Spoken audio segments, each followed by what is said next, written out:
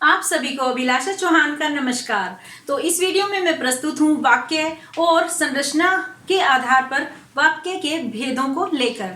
आइए हम समझते हैं कि संरचना के आधार पर वाक्य के कितने भेद होते हैं। उससे पहले मैं चर्चा कर लूं कि आपने इससे पहले 2 वीडियो देखी होंगी जिनमें आपने वाक्य की परिभाषा और उनकी विशेषताओं को जान लिया है। साथ ही आपने यह भी समझ लिया है कि वाक्य के 2 अंग होते हैं, उद्देश्य और विधेय। साथ ही आपने ये भी समझ लिया है कि अर्थ के आधार पर वाक्य के 8 भेद होते हैं।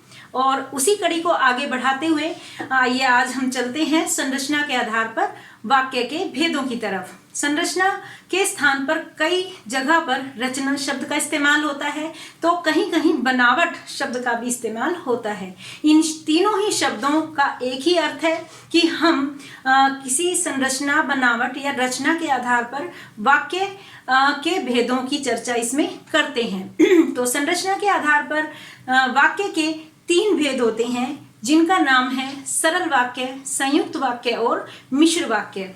मिश्र वाक्य के फिर आगे 3 उपभेद किए जाते हैं जिनकी चर्चा मिश्र वाक्य को समझने के दौरान ही की जाएगी।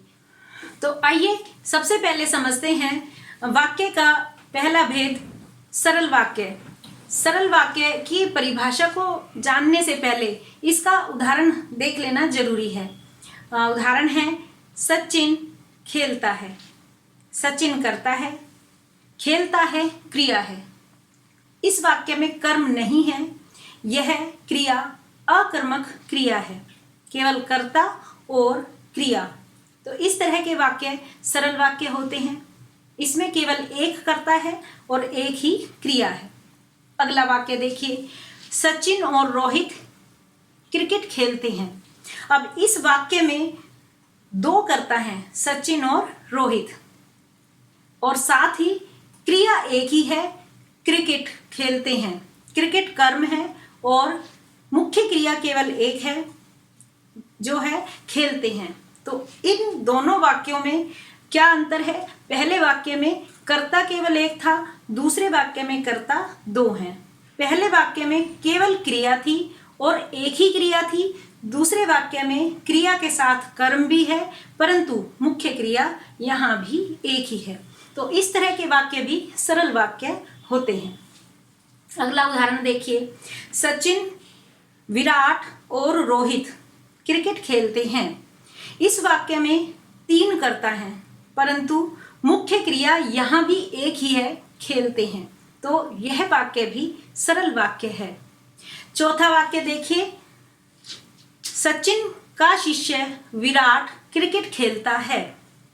इस वाक्य में कर्ता सचिन ही है परंतु कर्ता का विस्तार कर दिया गया है कि वह सचिन का शिष्य है, लेकिन मुख्य क्रिया एक ही है, खेलता है। तो कर्ता और कर्ता का विस्तार एक तरफ और दूसरी तरफ केवल मुख्य क्रिया एक ही है। तो इस तरह के वाक्य भी सरल वाक्य होते हैं। अगला उदाहरण देखिए, दिल्ली की आईपीएल टीम में खेलने वाले सभी खिलाड़ी बहुत अच्छा खेलते हैं। यहाँ सभी खिलाड़ी कर्ता है और दिल्ली की आईपीएल टीम में खेलने वाले ये कर्ता का केवल विस्तार है। तो ये पूरा उद्देश्य है और इस पूरे उद्देश्य के साथ आगे बहुत अच्छा क्रिकेट खेलते हैं। खेलते हैं मुख्य क्रिया है जो पूरे वाक्य में केवल एक है।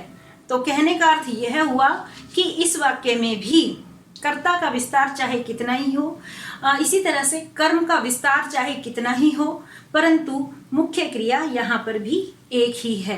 तो इन सभी वाक्यों में जो एक कॉमन बिंदु उभर कर आया वह है मुख्य क्रिया का एक ही होना।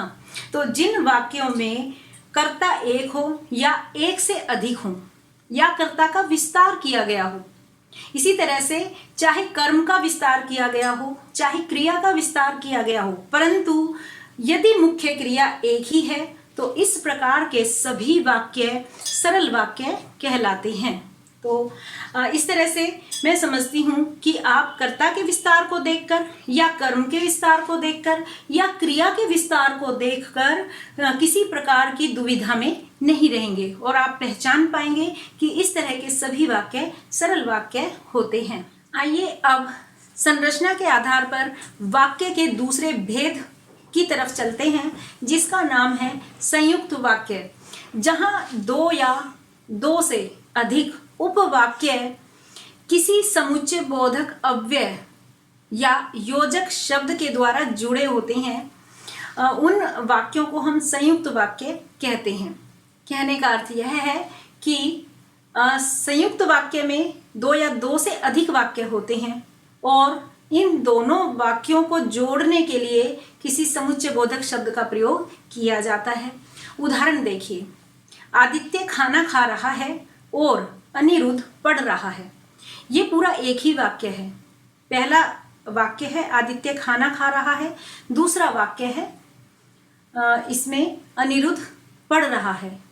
जब एक वाक्य में इस तरह के दो वाक्यों को इकट्ठा करके लिखा जाता है तब हमें किसी योजक शब्द की जरूरत पड़ती है और यहाँ हमने इन दोनों वाक्यों को जोड़ने के लिए और शब्द का प्रयोग किया है।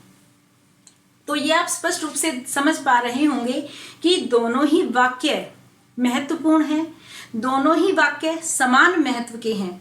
इन दोनों ही वाक्यों में कोई भी वाक्य ऐसा नहीं है जिसका महत्व ज्यादा हो या किसी का महत्व कम हो। तो कहने का अर्थ यह है कि संयुक्त वाक्य में दो उपवाक्य होते हैं और इन दोनों उपवाक्यों में कोई भी वाक्य प्रधान वाक्य नहीं होता और ना ही कोई आश्रित उपवाक्य होता है, अर्थात दोनों वाक्य समान महत्व के होते हैं। और एक महत्वपूर्ण बात यह है कि संयुक्त वाक्य के दोनों ही उपवाक्य अपने अर्थ के लिए किसी पर आश्रित नहीं है। वो अपने अर्थ को पूर्ण रूप से अभिव्यक्त करने में सक्षम है। यदि दोनों वाक्यों को हम अलग अलग करके भी पढ़ते हैं तो भी उनका अर्थ हमें पूरी तरह से समझ में आ जाता है। तो दोनों वाक्य एक दूसरे पर आश्रित नहीं है, अर्थात अपने अर्थ की अभिव्यक्ति के लिए स्वतंत्र हैं। यह इसकी बहुत बड़ी विशेषता है। अब यहाँ इस वाक्य में हमने और योजक शब्द का प्रयोग किया या समुच्चय बोधक शब्द का प्रयोग किया। इसी तरह के और भी बहुत सारे समुच्चय बोधक शब्द हैं जिनका प्रयोग हम संयुक्त वाक्य में उपवाक्यों को जोड़ने के लिए करते हैं, जैसे कि अथवा, परंतु, मगर, नहीं तो, इसलिए, तथा, या। ये सभी ऐसे शब्द हैं जिनका प्रयोग आपने देखा ही होगा और ये सभी शब्द योजक शब्द या समुच्चय बोधक शब्द कहलाते हैं। अब और उदाहरण देखिए जिनमें इन शब्दों का प्रयोग किया गया है, जैसे कि राम मृग के पीछे गए तथा लक्ष्मण पंचवटी पर रुके। हम जीना चाहते हैं इसलिए घर के भीतर रहते हैं। इस वाक्य में इसलिए योजक शब्द का प्रयोग किया गया है। मैंने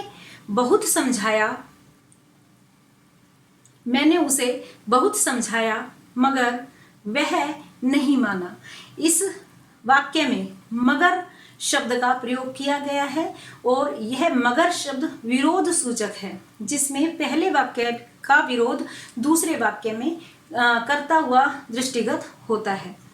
तुम्हें कितना ही समझाओ मगर तुम घर के भीतर रुकने वाले नहीं हो। यहाँ भी एक विपरीत विचार को दो वाक्यों में एक ही साथ दर्शाया गया है और उनके बीच में मगर योजक शब्द का प्रयोग किया गया है। नियमों का पालन करो नहीं तो परिणाम भुगतोगे। इस वाक्य में नहीं तो यदि कुछ कार्य ना किया जाए तो उसका क्या परिणाम होगा, इन दो विचारों को एक ही संयुक्त वाक्य में दर्शाया गया है और नहीं तो संयुक्त शब्द का प्रयोग किया गया है, समुच्चय बोधक शब्द का प्रयोग किया गया है। मैं पुस्तक पढ़ूंगी अथवा सो जाऊंगी। अब इस वाक्य में अथवा योजक शब्द है कि या तो मैं पुस्तक पढ़ूंगी या मैं सो जाऊंगी।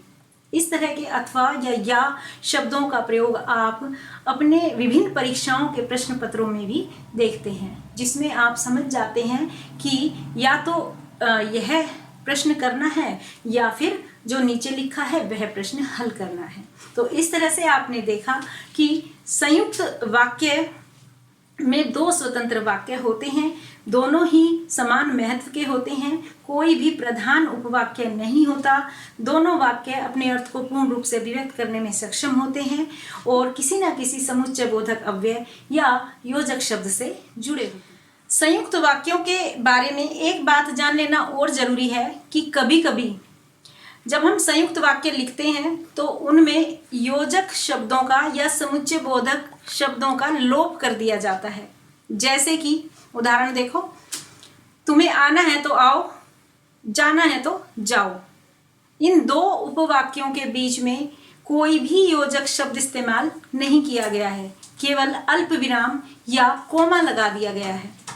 इसी तरह से क्या सोचा था, क्या हो गया, इन दो उपवाक्यों के बीच भी अल्प विराम या कोमा लगा दिया गया है और किसी भी समुच्चय बोधक शब्द का प्रयोग नहीं किया गया है, परंतु फिर भी ये दोनों ही वाक्य संयुक्त वाक्य की श्रेणी में आते हैं।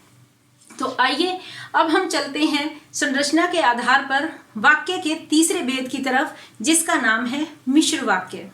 मिश्र वाक्य के विषय में एक बात जान लेना जरूरी है कि इसमें भी एक से अधिक उपवाक्य होते हैं और एक से अधिक उपवाक्यों में केवल एक प्रधान उपवाक्य होता है और उसको छोड़कर बाकी सभी गौण उपवाक्य होते हैं।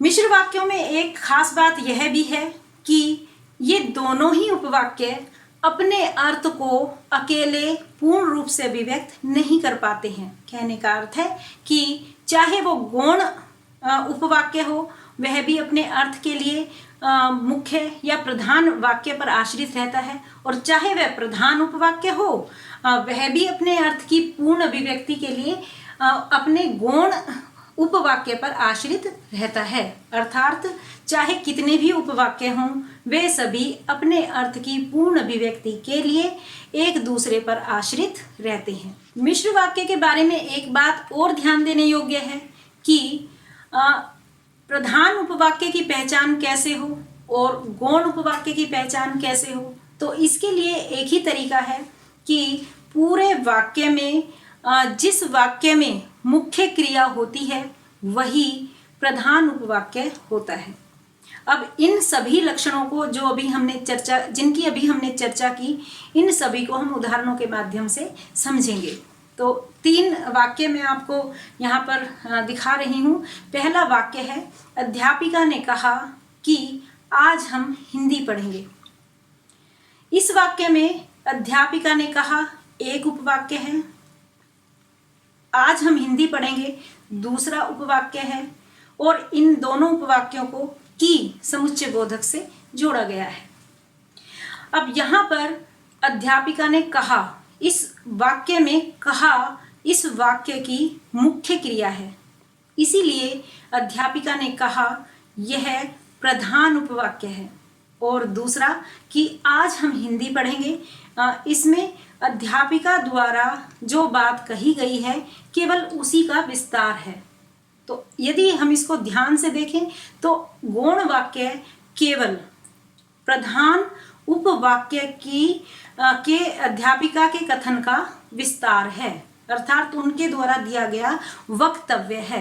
तो इस तरह के वाक्य में गौण वाक्य के बारे में भी यही प्रश्न उठता है कि आज हम हिंदी पढ़ेंगे कि ये शब्द किसने कहे। तो जब ये प्रश्न उठता है तो इससे स्पष्ट होता है कि गौण वाक्य भी अपने अर्थ को पूर्ण रूप से अभिव्यक्त नहीं कर पाता है, वहाँ भी जिज्ञासा शेष रहती है कि यह बात किसने कही है। इसी तरह से अध्यापिका ने कहा, अध्यापिका ने क्या कहा, फिर ये प्रश्न उत्पन्न होता है। तो ये वाक्य भी प्रधान उपवाक्य होते हुए भी अपने अर्थ के लिए गौण वाक्य पर आश्रित है।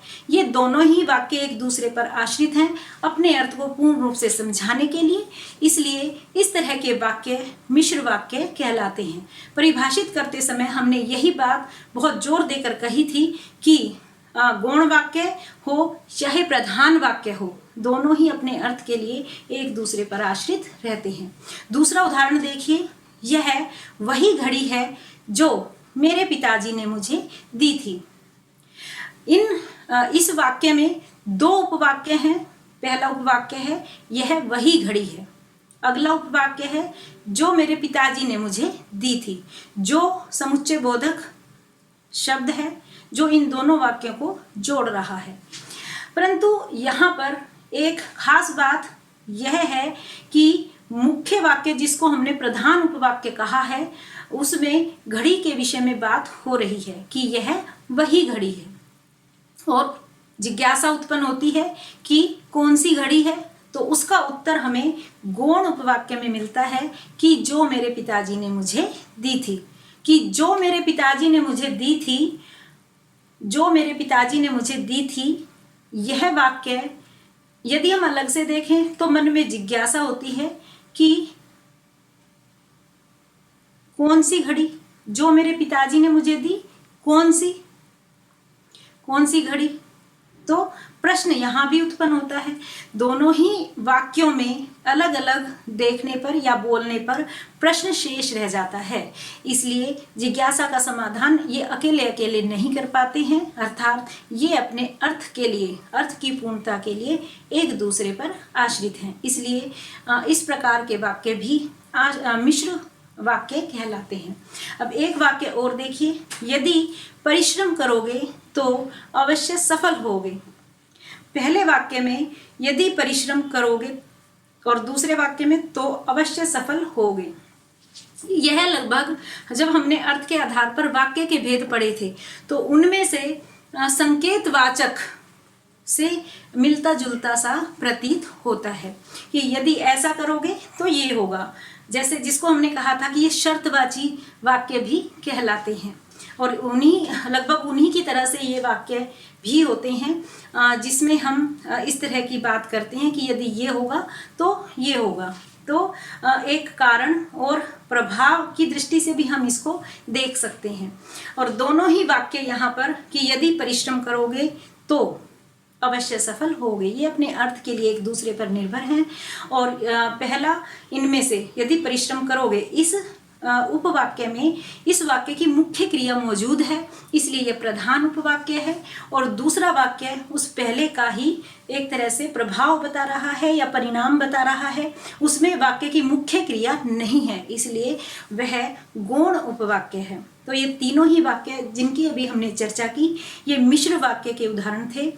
मिश्र वाक्य के आगे फिर से 3 उपभेद किए जाते हैं। आइए अब इनको उदाहरण के माध्यम से अलग अलग रूप से समझते हैं। मिश्र वाक्य के तीनों उपभेदों की चर्चा हम अगली वीडियो में करेंगे। तब तक के लिए आप सभी को अच्छे स्वास्थ्य की शुभकामनाएं।